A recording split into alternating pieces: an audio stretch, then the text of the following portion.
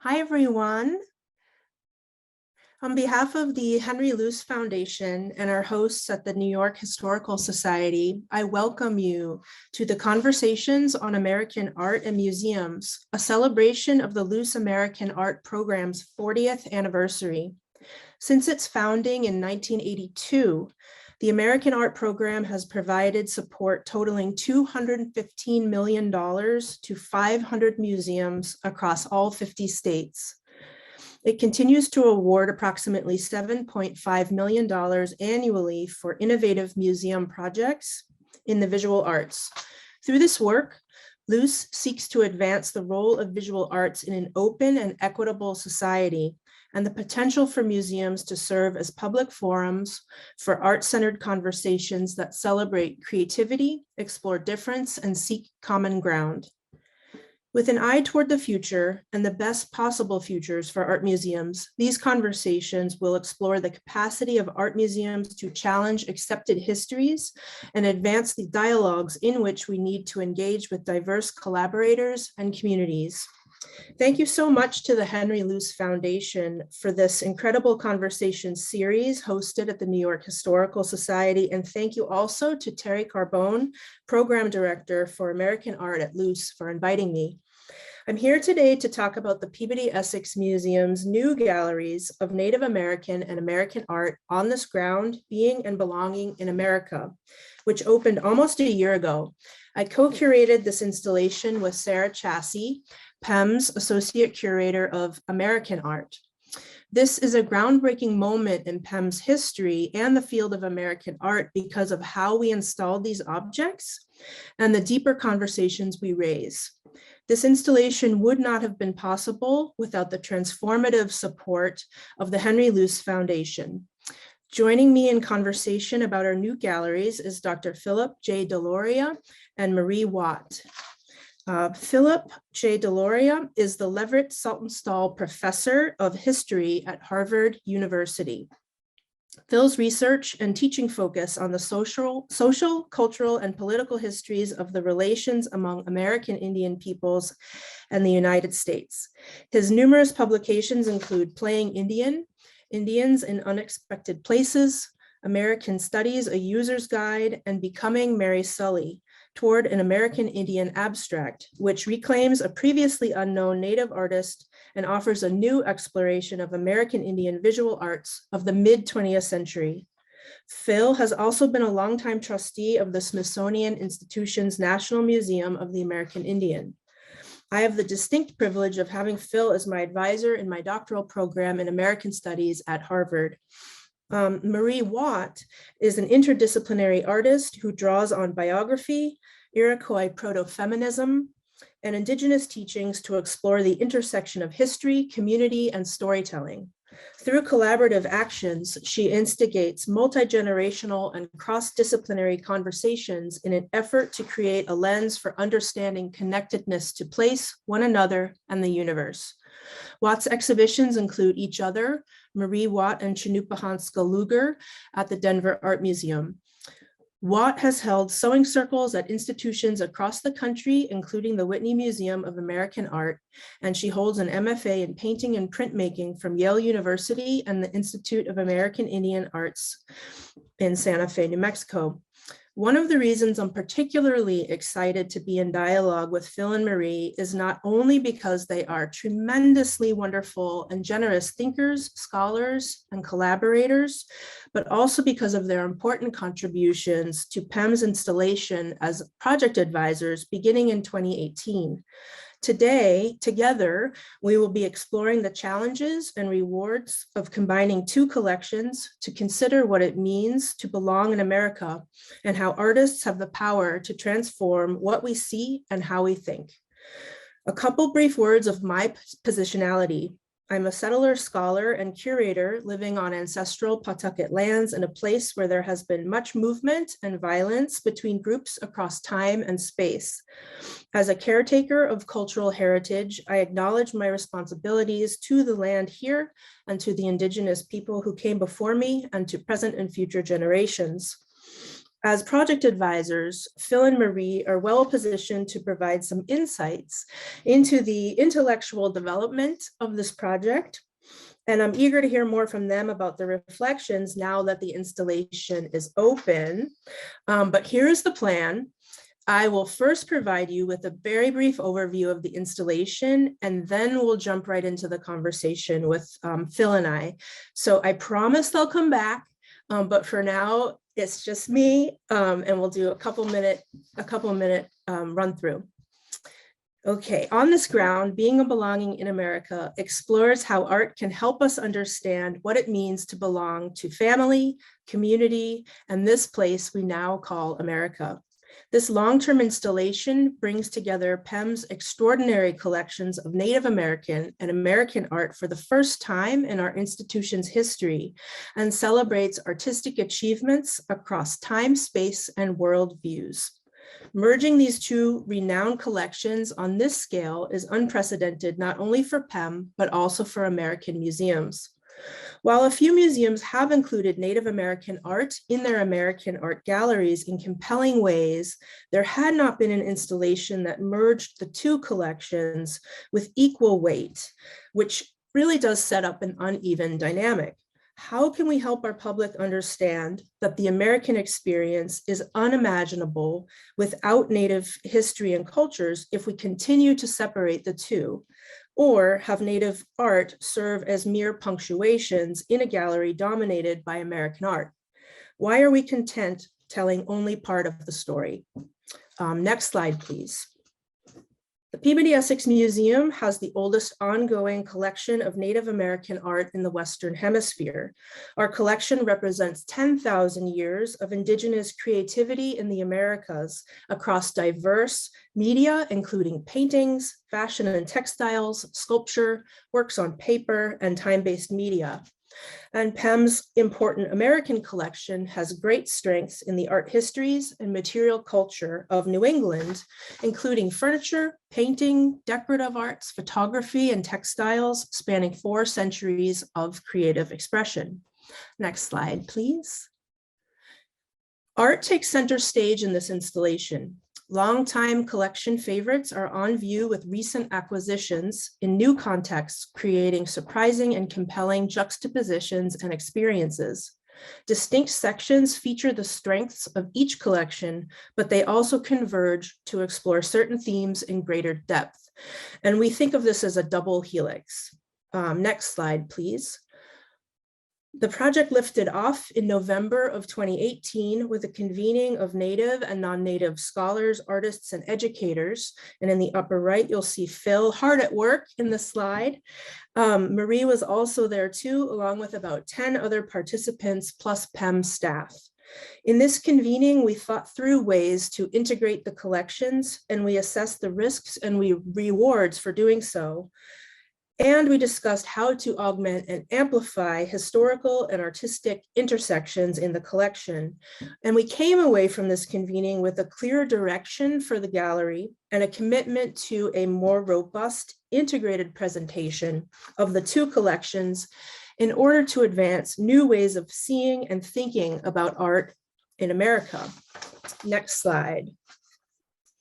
We also held conversations with 3 cohorts of our Native fellows to dig deeper into what America and American art mean to them in order to better understand and articulate shared goals for the gallery going forward. So this gallery installation is 10,000 square feet, and there's just not enough time to show you everything today. I do hope you'll come visit. But instead, what I'm going to do is share a few key images of the gallery that highlight some of the approaches that we took. Next slide, please. There are 3 distinct sections of Native art across the installation. This is the first, called We Are the Land, that looks at water, land, and sky worlds from an Indigenous perspective. Next slide.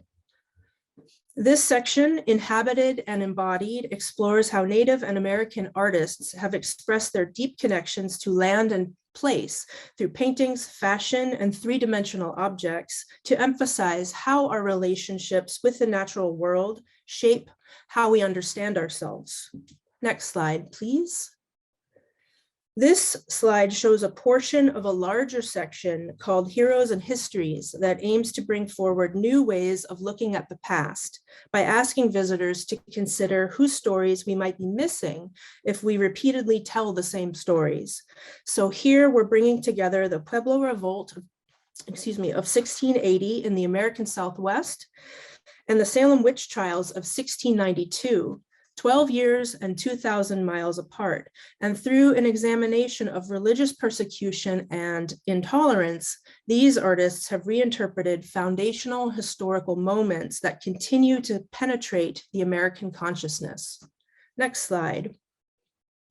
Myths and Motives builds and deepens some of the conversations about the expansion and conquest of America through works of art that feature racialized depictions of Native Americans, African Americans, and Asian Americans, and examines how this art upholds the United States government's justifications for their ongoing enslavement, displacement, and dispossession that really demonstrated a vision of white America. Next slide. We Are the New Ancestors is a section of Native American art that looks at how patterns, motifs, color stories, and styles perform the functions of expressing Native identity, politics, and ceremony, song, and dance. Next slide, please. Seeing Ourselves is a section of American art that explores how objects we make, keep, and pass down disclose complicated layers of meaning surrounding individual and collective identity in America. Next slide, please. And Legacies in Love illuminates the bonds between family members and community, as well as the transfer of cultural knowledge and values. Here you'll see Marie Watt's work, Companion Species, Cosmos Sunrise Flint, which is holding center court in this image. Next slide, please. Across the installation, we commissioned 31 special labels written by a chorus of voices, including artists, poets, scholars, community members, and activists. And they help demonstrate that multiple perspectives can coexist and that what we don't see in a work of art is sometimes just as important as what we do see. Ultimately, On This Ground, Being and Belonging in America tells more complex stories from broader perspectives, celebrates artistic achievements across time, space, and worldviews, lifts up Indigenous voice and creative expression, and creates a more expansive definition of American art that can help lead us to a more connected, informed, and empathetic future for all of us. So now I'm going to invite Marie and Phil back onto the screen. Hi. Hi. Thanks for joining. I just did a sprint through that 10,000 square feet. And I kind of want to go back in time a little bit to November of 2018, before COVID hit. And I just wanted to kind of open the conversation today by asking you to share what was exciting to you about the project at that time. Maybe you could share some impressions. Was there anything memorable that we discussed? What was exciting? What was surprising? And I will start with Phil first, and then we'll go to Marie, please. Because otherwise, Marie and I will just defer to each other. So Karen, I'd say a couple things that were surprising and exciting, that happened there. I mean, first of all, it's a little hard to remember things that were in the before times, frankly. But what really stood out to me was, on the one hand, the depth of the collections as we started actually talking about what sorts of things, were possible. And for me, sort of seeing what that gallery looked like before, which was very, very painting heavy and very maritime, right? Lots of ships, which were beautiful, and I loved it. But So the richness of the collection on the native side, on the indigenous side, was one thing. The second thing I think for me was the commitment that I really felt in the room on the part of yourself, but not just yourself as a curator, but the entire sort of staff at the Peabody Essex to really do this. And the sort of sense that, like, even if we didn't know quite where we were going, a real commitment not just to tokenize, to avoid that sort of pitfall and problem, to sort of think about what an equal and balanced kind of representation would look like, and the ways that that might actually transform the bigger canon of American art. Those are the things that I recall out of our meeting. And to that, I would probably add that in looking at the collections, I just remember how separate they felt. And I think in exploring timestamps and talking about history, really understanding how we could bring some work together to kind of reframe our thinking about what happened during different periods of time. And so that was like very, very exciting to me as well. Thank you both. That reminds me something that has been so prevalent in my mind is something that Phil called out, which is how the institution has been so committed to doing something bold and different, and how that would not have been possible without the leadership of our former director, Dan Monroe, and our current director, Linda Hartigan. It really, I'm just continually reminded of how I get to do this fantastic work because they're willing to take risks, and they really had that vision and charged Sarah and I with this amazing task. So during our convening, we did spend some time kind of talking about what some of these risks and rewards for combining Native American and American art, what will that actually mean? And some of the responses from our advisors were worried that maybe Indigenous art would get subsumed within the larger kind of monolithic American identity. But ultimately, I think we really all decided that the only true risk for this project is not doing this and not trying. And that one of the rewards would be kind of having the freedom to liberate ourselves from silos. And we also decided that Native American art needed its own space. I think we were using the phrase that it needed its own sovereign space so that it could be understood on its own terms. And at the same time, we talked about common ground and shared histories. And I sort of, the phrase shared histories gives me a little bit of pause. And I just wondered if we could talk about that a little bit, because even though there are moments that might be shared, not everyone comes to history with the same knowledge. Not everyone experiences the same thing. Marie, do you have any thoughts on either the risks and rewards piece or that idea of common ground and shared history? And then we'll go to Phil. I guess I think it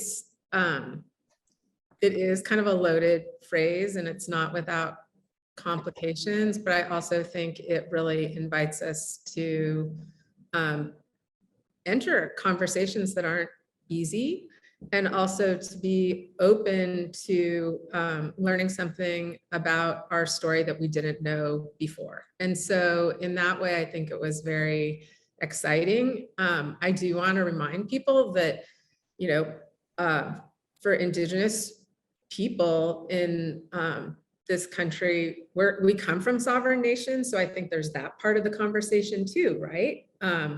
That we have multiple identities as being, like for me, a citizen of the Seneca community, as well as being a citizen of the United States. But I think that there's people people connect with these identities in different ways. And so I think that's just really important to acknowledge. Mhm. Yeah, I think the sort of, these words that we kicked around a lot, right? Common, shared, space, ground, contested, maybe sometimes, are all sort of efforts to kind of struggle about how actually to configure this, and as Marie said, right, I mean, native sovereignty in some ways is really the baseline for everything that we're thinking about here. And I think it translates into a kind of equivalent structure when we think about art history and American art history in general, right? That there does have to be, actually, I firmly believe there has to be such a thing as a Native American art history, right? Which takes seriously sort of epistemological, indigenous groundings, these kinds of things. And yet has to always be in dialogue with and be part of the kind of wider world of American art history. So there's a tendency to kind of like look for metaphors of balance here, and which I think are correct, but they're not the whole story, right? There always has to be something about the independence, the sovereignty, right, of Native people and Native artistic practice, and the fact that like it's not just a happy sharing kind of thing. I mean, it's in some ways for me, commensurability has been a more useful kind of way of thinking about distinctive different things that have certain kinds of overlaps and certain occasions for dialogue. Yeah. Well, I was thinking about how the title of this installation emphasizes the idea of belonging and also being. And I think belonging can also be one of those words and ideas that are multivalent and that mean different things to different people. But just as a kind of broader question, how do you define community and a sense of belonging, and what role does it have in your artistic and or scholarly practice? We'll go Phil first and then Marie. Well, I mean, I think one of the things that is just really important to note, Karen, is the ways that you all transformed those conversation that we just had, right? Common ground, shared history, those kinds of things, right? On this ground. And then I think particularly worth noting the Amanda Gorman poem, right? In this place, right? Which centers ground and place. And, for me, thinking about community, I think it's very easy to kind of think about how we oscillate between these things, right? What is a community on the ground, but what is a community within place or space in a broader kind of conceptual, sort of world? And for me, it feels like what we're always navigating is, who are our neighbors, right? Who are the people we're directly proximate, to, and who are the people who are in our network, right? Who we may not be proximate to, but who we oftentimes find, the kinds of affinities that are really help us lead productive and centered and grounded lives, even if they're not sitting right next to us, So it feels to me like it's always a kind of combination of those, at least in this new modern world, right, in which we live, right? It's a combination of those things. Yeah. And for me, like when I think about community and place, in my own practice, I've been really using this word companion species, and it's a way of thinking about not just our relationship with one another, but also with animals and with water and with the air we breathe. And so when I think of place and grounding, like that becomes part of the conversation. And then in my practice, and it relates to the piece that's actually was commissioned and acquired in the Peabody Essex Museum collection, it was the piece kind of started really thinking about words that connected to place and looking at history and drawing from the conversations from the convening, and then sitting down and stitching next to one another, kind of a multi-generational community of participants, people as young as 2 and as young as 90, like all sitting in this shared space and learning from one another when your eyes are diverted and kind of stitching. And I think like for me, our technology and there's so many things that are are taking, like, there's things that connect us, but there's also some of the things that connect us also don't allow us to get to know one another as intimately. And so I think like getting how we can find ways to come together and know our neighbors and know our communities more intimately is really important. I was thinking about how, because I kind of had to breeze through the presentation, I tried to anyway, in the We Are the Land section, one of the main ideas is that for many Indigenous people, land is kin, and it is not just a plate, like a point on a map, and kind of getting our visitors to understand that that land and place are two different things sometimes, and that place and space is embodied by ancestors, and that the elements are alive. And so I think that just kind of dovetails nicely with what both of you are saying. And then that idea of on this ground being and belonging in America, that gerund being, for me, it conjures some senses of worldview, but also kind of like a presence in this place and on this ground. And then the word "this" is also kind of ambiguous in a hopefully delightful way. But what does this, like, what does the phrase "being" kind of conjure for you? Well, being is an ontological word, right? I mean, it is sort of like at the root of definitions of even how we think about what, how we become, what we will be, how our being actually takes shape, right? And that means, we're taken into the realms of, on the material hand, epistemological things, how are we going to know what we think we know about how we're being and being. But on the other hand, it brings us into the realm of metaphysics and spirituality. And I think, if we're thinking, that feels to, I mean, Karen, it's a really important kind of title. I've only done a few of these little label writing exercises. I find them incredibly hard, right? Where every word is going to actually carry massive amounts of connotative, kinds of things, right? So on this ground, being, becoming, right? As you're suggesting, right? I think every word in this title invites a kind of meditation, right? About what it means. And it feels to me like, we're both pointing in the direction of material kind of grounding in this particular place, but we're also pointing to a big, wide world of things that we don't necessarily even understand, right? The metaphysical and the spiritual that we struggle to think about, as human beings. Yeah, that's a really complex question that would require a lot more time. But I guess I think of the word "being" as being really unformed, right? Like, and it's something in the process of being formed. It's not fixed. So for me, like, being is also a word that calls back to my ancestors and is calling forward to future generations. And I am very small. I'm a very small entity becoming and being.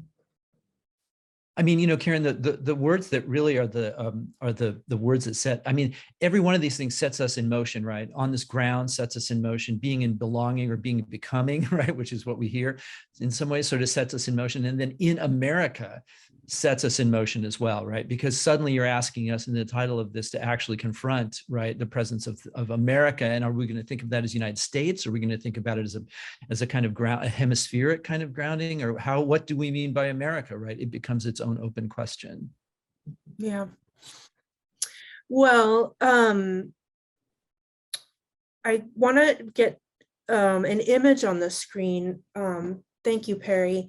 And this is in a few different images of an amazing work by Alan Michelson, who is a Mohawk artist. It's called Hanadagayas, which translates into English as Town Destroyer. I want to provide a little bit of background on this piece and kind of what it's all about, and then I'll open the conversation up again. So this piece is really a critical intervention about early American figures, and in particular, George Washington, through this reproduction, Houdon bust. Michelson projects historical maps, documents, portraits, site markers, and more onto this bust of George Washington, and the archival images trace the history of the 1779 campaign against the Haudenosaunee people. General Washington ordered total destruction and devastation of their homelands, that the country may not be merely overrun, but destroyed in current day upstate New York in waging the American Revolution.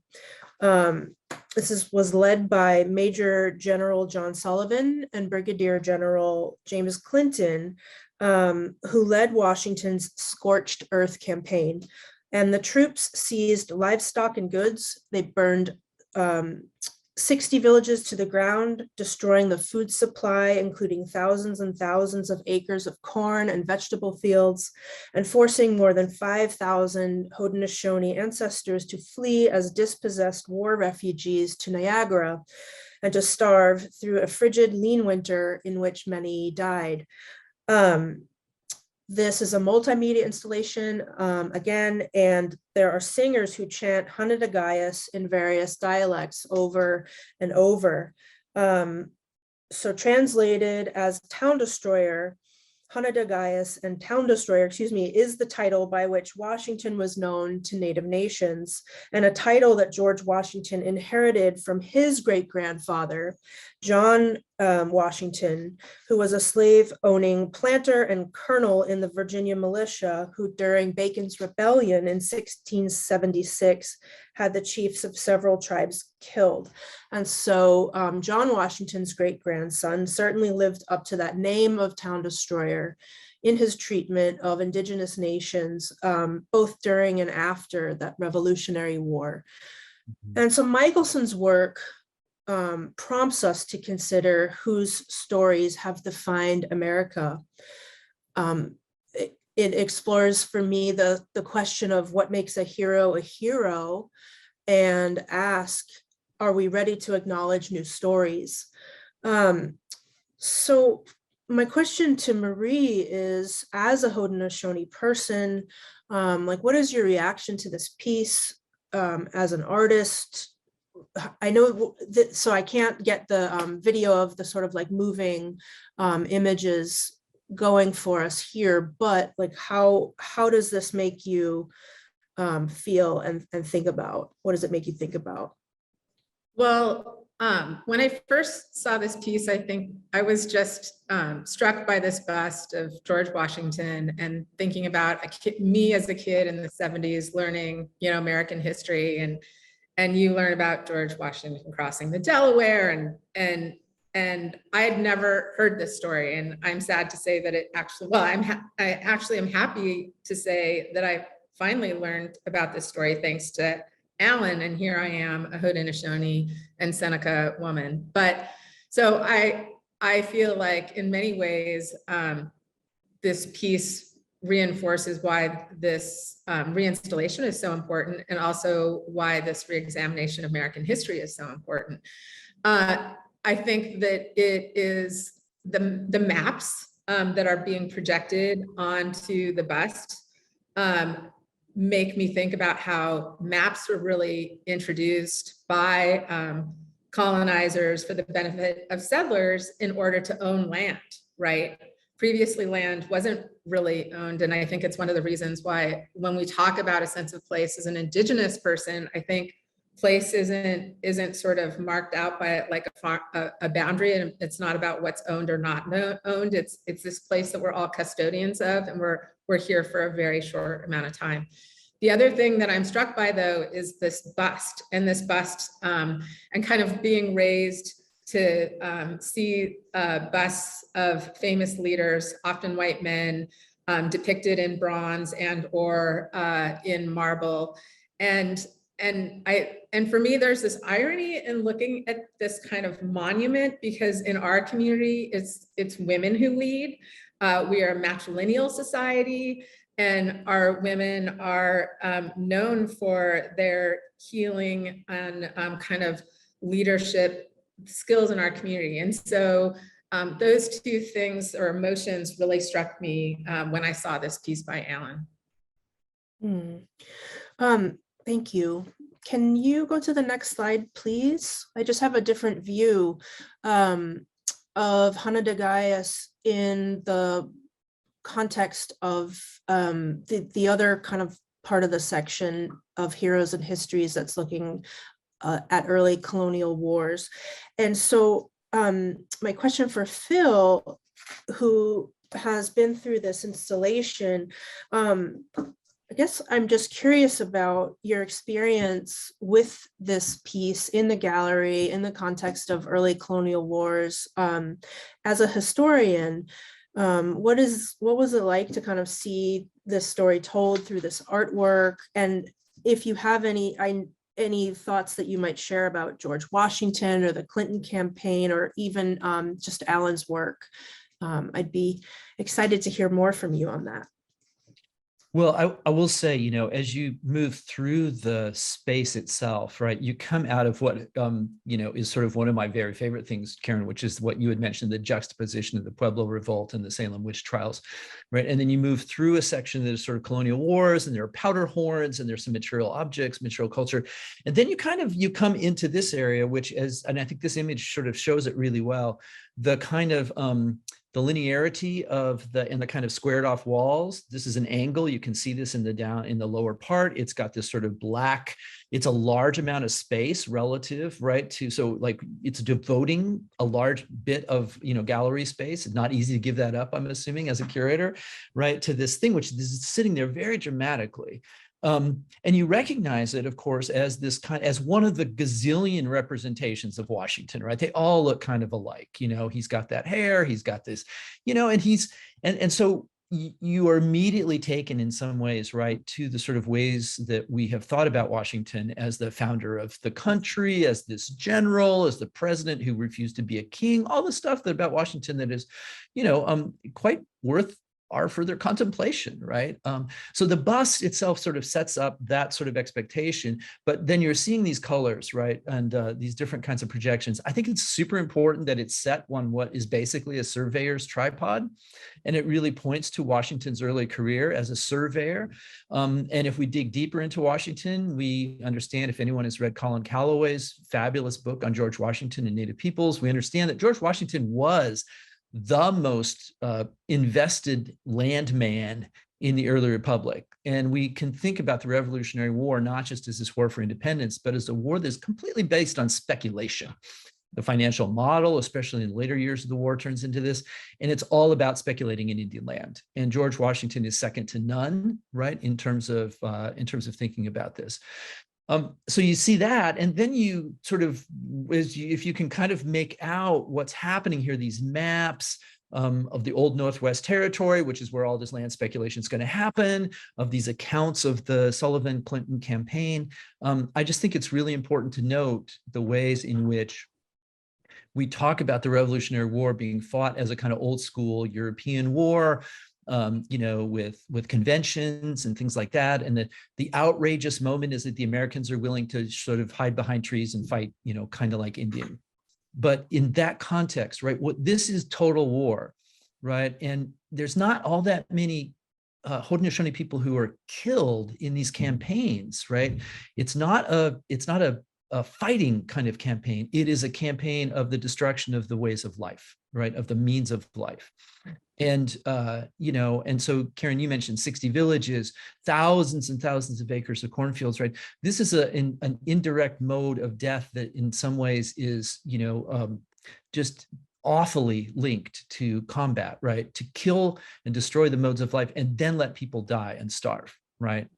And what happens after this, we should say, after the Clinton-Sullivan campaigns, right? Native people, in my view, have every bit of moral grounding to kill every white American settler, right, who is in the backcountry. But in fact, when they start doing that, the sort of outrage, the discourse of outrage, you know, really kind of, you know, carries forward to the end of the war and beyond.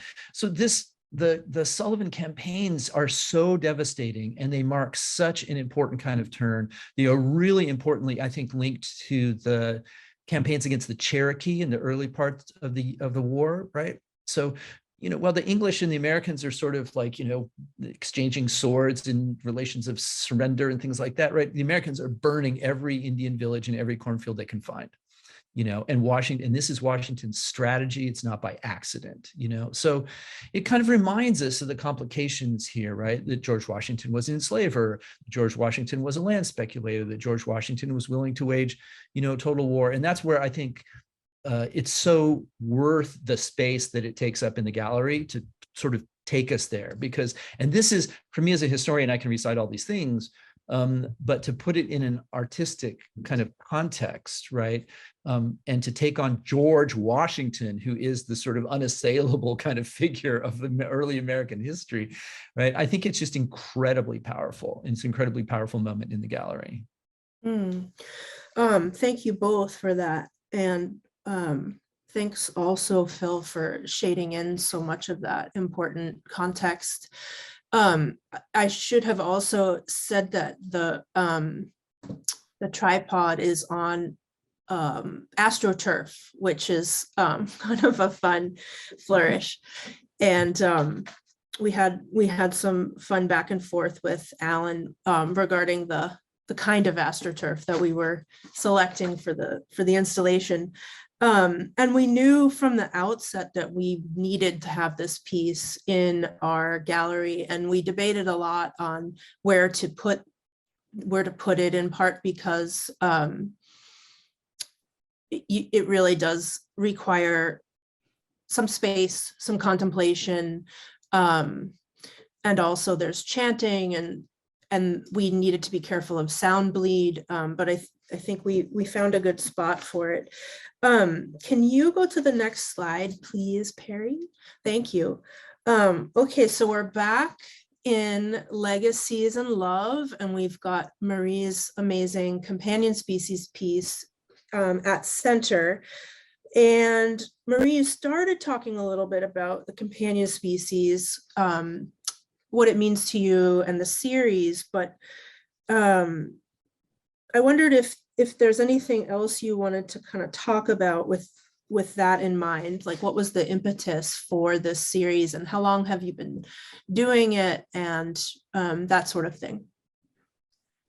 Well, I started really thinking about how we're all connected and all related.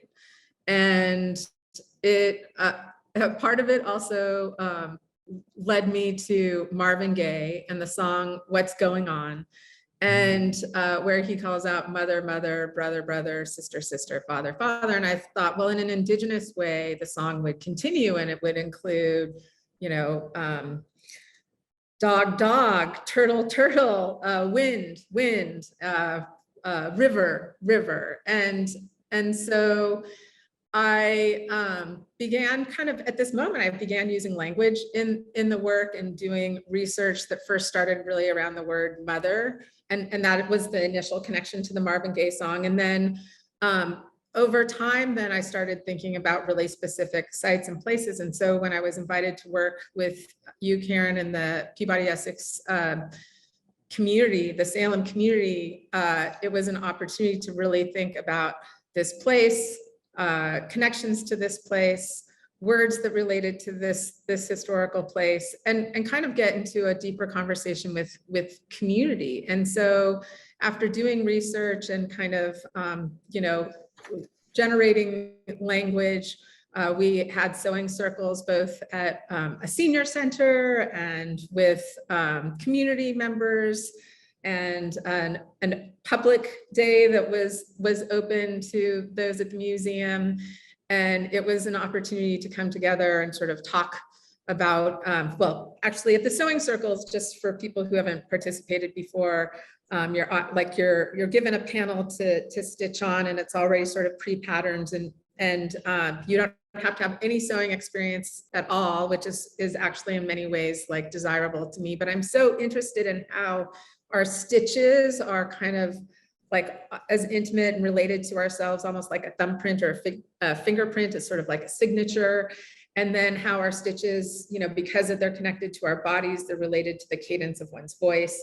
And so in this piece, I think of like this kind of the form itself is sort of megaphone-like, and there's this urgent message that is being shared with the community. And then it is also my hope that like the community sees themselves in the works of art, not just this piece, but in the works of art in the museum. I think that's really important, because I think historically, I don't think all people who were maybe considered guests of the museum necessarily felt our histories or our stories represented, right? And I think that that's a really important part of this work and the larger project of reinstalling the galleries and talking about being and belonging. Could you go to the next slide, please? There's just a detail with some of these words. And Marie, you were mentioning mother, mother, brother, brother, but you'll see Big Hill. Other words that are stitched onto this piece include Mystic River, Voices of Mountains, Glittering Moon, Visible Universe, Invisible Ancestors, Saturn, Neptune. And Marie, can you share a little bit more about where some of the other phrases came from? Yeah, I mean, Big Hill really relates to Boston and Salem and this like area that is Massachusetts, is like named because of this, the name translates to Big Hill.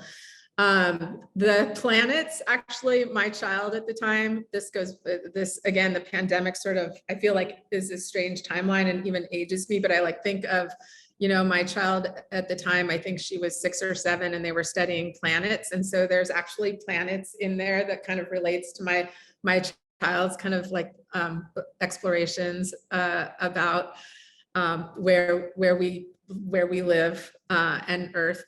Let's see.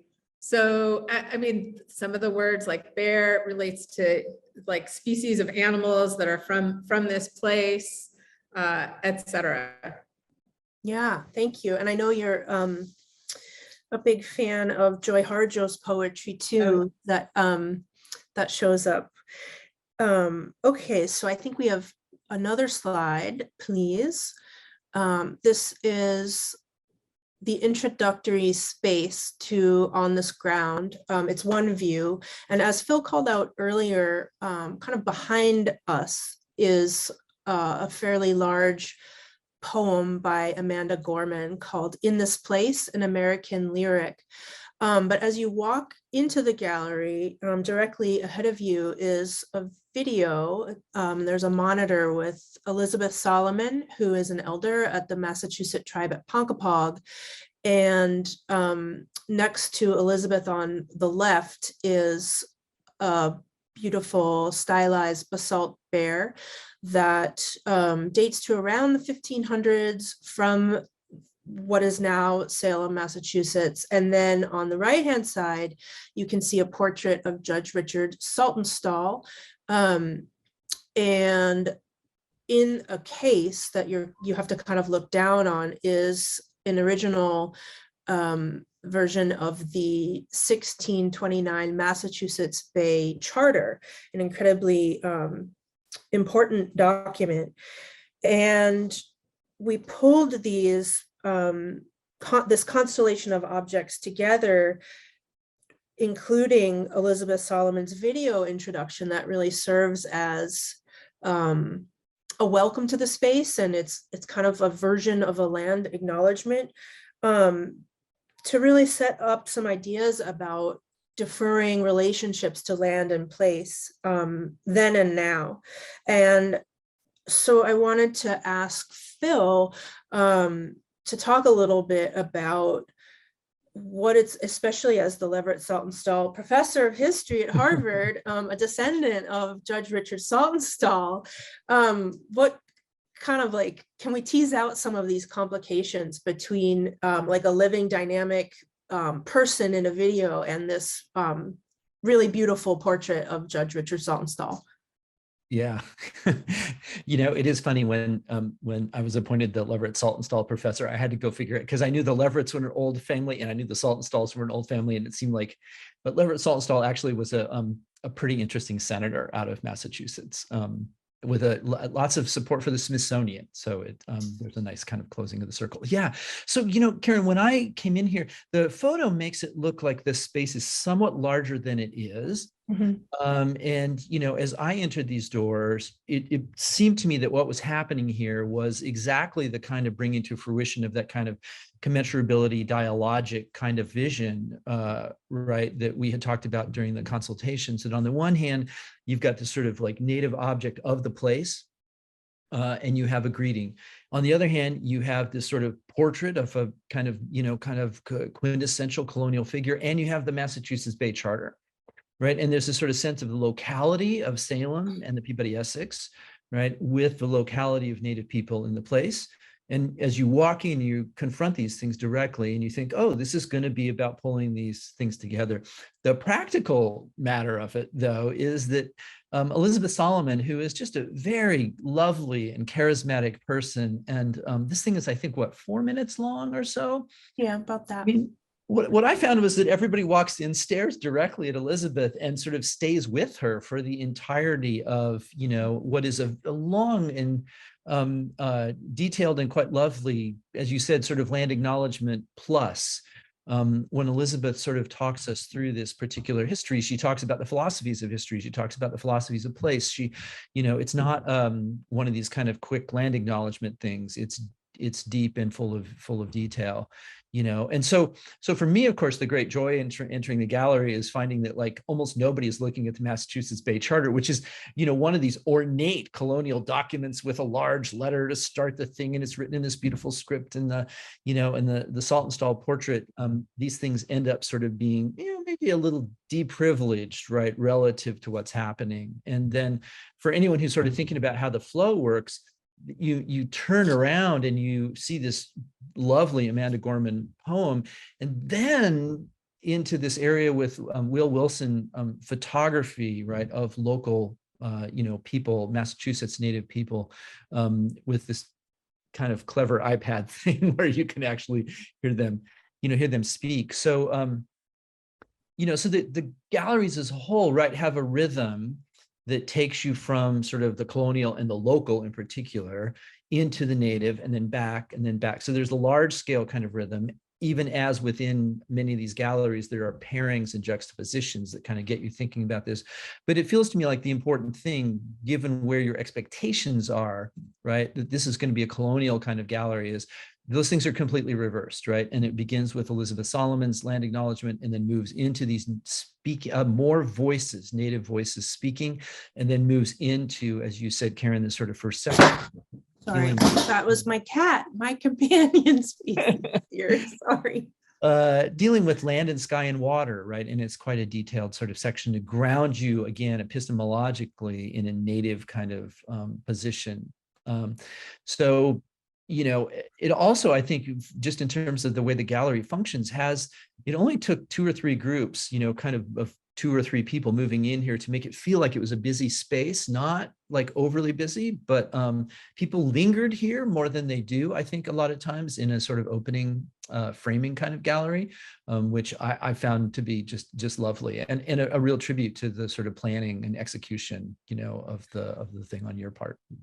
Karen, I wanted to add that I think this image, this perspective of the image is so interesting because it's almost like the bear is like acknowledging and listening to Elizabeth Solomon from where we sit. And then also, I think it's so interesting that, this bear is made from stone and this material, like, I mean, what is like, it almost makes me think of like, what is a charter? Like we've gotten to this point where a charter is a document and it has this like written language, but I'm thinking of wampum belts and other ways that like charters were made. And I think like just the material of that object, the stone bear being witness, I think is really important. So I love that. Bear as covenant. So we have about 6 minutes left, and I know when Phil and I were chatting about this, he thought maybe he might have questions for me. And so I didn't know if you wanted to ask me anything, Phil, and otherwise I do have more we can chat about. There's always more. But you can, I think we can come. Oh yeah, I think we're okay here. I was gonna say you can come off the slides, but I think we're fine. Yeah, either way, thank you. Well, I mean, Karen, the question that I've always had for you is, you know, I mean, Peabody Essex is just such a fine museum with a wonderful supportive community around it. And this is a really big change, you know, from you know, the gallery that was there before. You know, for me, Peabody Essex has been a great place for innovating around Native arts. You know, I mean, we can't not think about Native Fashion Now or the TC Cannon Edge of America show or others, right, that have come out of Peabody Essex. But I'm wondering, you know, what the response has been, and how, particularly around folks who've been part of the Peabody Essex community for, you know, for kind of a long time. I mean, has this been embraced? Is it started conversations? Is it troubling some folks? I mean, what does the landscape look like? That's my question to you. Oh, thank you. A little bit of all of the above. I think that we have all been really excited about the reception for this project from not only our museum colleagues who have been trekking to Salem and spending deep time with us, talking and thinking more, because so many colleagues are in the process of reinstalling their own American collections and rethinking how they can be more inclusive and tell deeper stories and tie Native art to the American story, but also our museum audience, and even, you know, among Peabody Essex Museum staff and donors.